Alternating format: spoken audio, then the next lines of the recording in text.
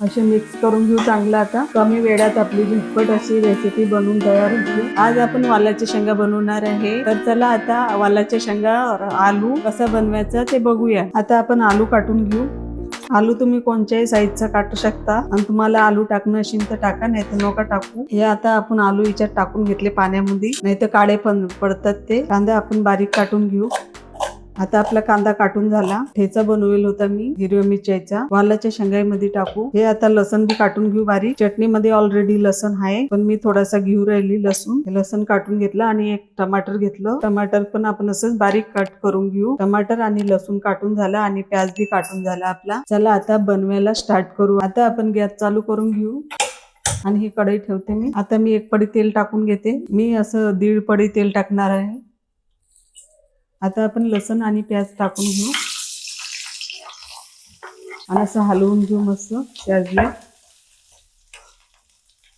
आता आपलं लसण आणि कांदा झाला, तर हे टमाटर टाकून घेऊ। एक टमाटर घेतलं होतं मी। याच्यामध्येच हे आलू पण टाकून घेऊ। आलू आता असे परतून घेऊ तेलामध्ये। आलू आपले असे 2 मिनिटं परतून झाले। आता याच्यामध्ये आपण हळदी टाकून घेऊ। हळदी टाकून घेते आणि मिक्स करून घेते। आता आपण थोडंसं नमक टाकून घेऊ। आता चटणीमध्ये ऑलरेडी नमक आहे, म्हणून मी अर्धा चम्मच पेक्षाही कमी नमक टाकू राहिली। तुम्ही तुमच्या स्वादानुसार नमक टाकू शकता। आता हे मिक्स झालं चांगलं मस्त। आलू बी आपले फ्राय होऊन गेले। हिरव्या मिरचीची चटणी टाकून राहिली। हे हिरव्या मिरचीची चटणी आहे, हे मिक्स करून राहिली याच्यामध्ये आलू आणि टमाटर मध्ये। आता आपण हे वालाच्या शेंगा पण कढईमध्ये टाकून घेऊ।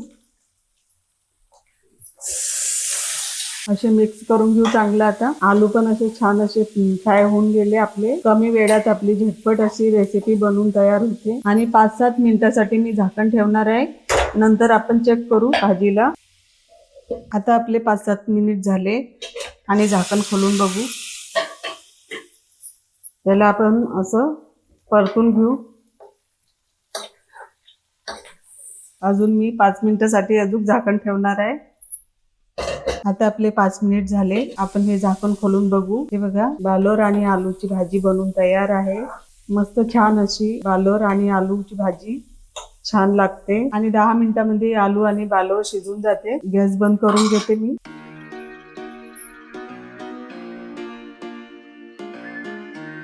हे बघा, आपल्या वालाच्या शेंगा आणि आलू बनवून तयार आहे। तुम्हाला माझा व्हिडिओ आवडला असेल तर लाईक करा, शेअर करा, सबस्क्राईब करा आणि बेल आयकॉनला दबावायला विसरू नका। भेटूया पुढच्या व्हिडिओ मध्ये, तोपर्यंत बाय बाय।